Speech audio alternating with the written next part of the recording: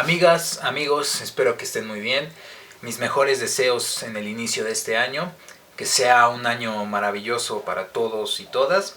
Y bueno, sin más dilación, el día de hoy les voy a hablar de Héroes Convocados, escrito por Paco Ignacio Taibo II. Un libro que leí a propósito de la conmemoración del 52 aniversario de la matanza de Tlatelolco, la matanza del 2 de octubre. Y durante la mañana o durante todo el día he reflexionado en el cómo hablarles de este libro y llegué a la conclusión de que la mejor forma de hacerlo es mostrándoles la portada. En el fondo se ven algunos edificios que son parte del conjunto urbano de Tlatelolco. Vemos un poste de luz, unos militares que avanzan hacia Tlatelolco, un tanque de guerra. En la parte de abajo, de color rojo, aparecen los tres mosqueteros, el sabueso de Baskerville, que es un personaje que aparece en una novela de Sherlock Holmes, y también vemos la pipa y la boina o gorra del mismo personaje. En la Ciudad de México, el conjunto urbano de Tlatelolco es un sitio emblemático. Más allá de su arquitectura, lo es porque ahí sucedió o aconteció lo que se conoce como la matanza de Tlatelolco, la matanza del 2 de octubre, donde un grupo de militares, un grupo también paramilitar, acribilló a jóvenes y no tan jóvenes estudiantes que protestaban en contra de diversos problemas que había en el México de entonces. Este hecho marcó el fin del movimiento estudiantil de 1968 y hasta el día de hoy hay muchísimas preguntas que no tienen respuesta. Un sinfín de libros que hablan sobre el movimiento estudiantil. Está, por ejemplo, Los días y los años de Luis González de Alba. Está también La noche del Tlatelolco de Elena Poniatowska. Estos dos son quizás los libros más famosos sobre el tema. Sin embargo, al día de hoy, Héroes Convocados también es un libro que habla sobre el movimiento estudiantil, pero lo hace desde una óptica totalmente distinta. Me refiero a que lo hace no tanto como una crónica de los hechos, no tanto como una crónica de todo el movimiento estudiantil, sino que es más bien una crónica del recuerdo, una crónica de alguien que participó en ese movimiento. Desde luego este libro es ficción, contiene al menos 16 capítulos. El último tiene 2 apéndices. En uno de ellos, Paco Ignacio Taibo II realiza algunas precisiones sobre el movimiento de 68 y también sobre este libro llamado Héroes Convocados. Es una crónica del recuerdo de alguien que participó en la lucha estudiantil, pero también es un libro sobre la derrota, un libro sobre lo que siguió después de la matanza de Tlatelolco. Es un libro también sobre el año de 1969, el año de la derrota. Pero ¿de qué trata este libro? ¿De qué trata Héroes Convocados? Es el año de 1969. Néstor Roca, antiguo militante del movimiento estudiantil, es ahora redactor o reportero para el periódico El Universal.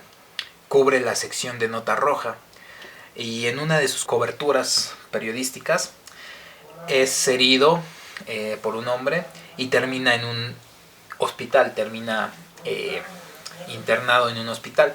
Desde su habitación en el hospital Néstor Roca decide convocar a los héroes de su infancia para luchar contra el gobierno de Díaz Ordaz, uno de los principales responsables de la matanza, y derrocarlo. Pero ¿quiénes son los héroes de su infancia? Son ni más ni menos que los principales protagonistas de los libros que leyó Néstor durante su infancia. Por aquí desfilan Sherlock Holmes, Los Tres Mosqueteros, entre otros. La verdad es que la cantidad de personajes que aparecen es impresionante y admito que no me conocía a todos. De hecho, en uno de los apéndices puedes encontrar toda la información sobre los héroes. No sé si se alcance a ver. Qué personajes son, de dónde vienen, de qué libros, cuáles eran sus cualidades, etc. Y una vez que los héroes acuden al llamado de Néstor, se inicia una pregunta, una incógnita intrigante.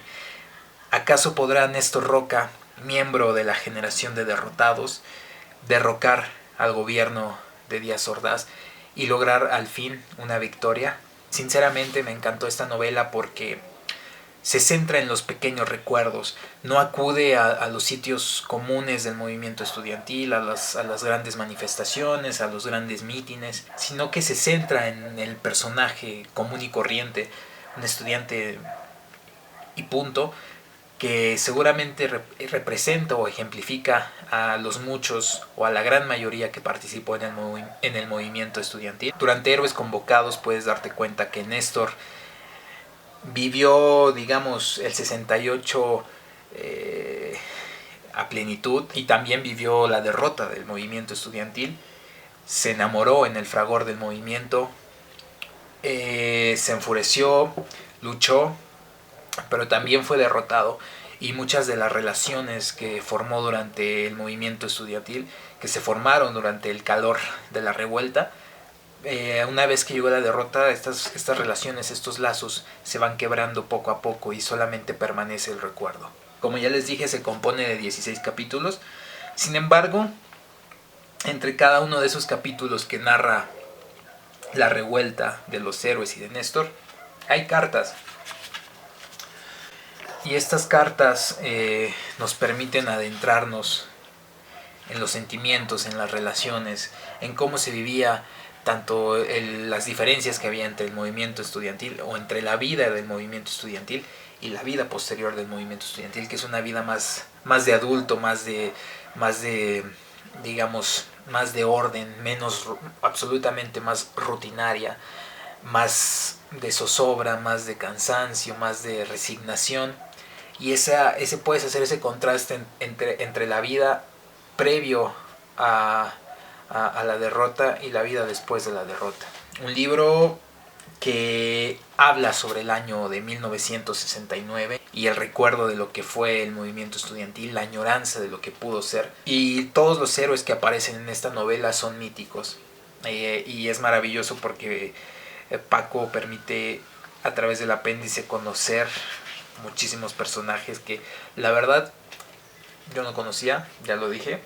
Hay otros que sí los conocía, pero aún así es maravilloso la capacidad de Paco para, digamos, conjuntar todo un universo y también la imaginación que se requiere para hacerlo. En general, un libro que cumple, muy bien escrito, muy bien construido, con una historia ahí desembocándose, con una excelente forma en la que todo se conjunta, es decir, por los capítulos que narran la historia y después te corta con las cartas y después otra vez la historia de la revuelta y después las cartas. Puede llegar a ser repetitivo, pero a mí me gusta porque terminas con más preguntas en relación a los lazos que formó Néstor a lo largo de la historia que con respuestas. Y ya, para no ser más larga esta reseña, espero que les haya gustado, espero que me haya dado a entender y que nos veamos muy pronto.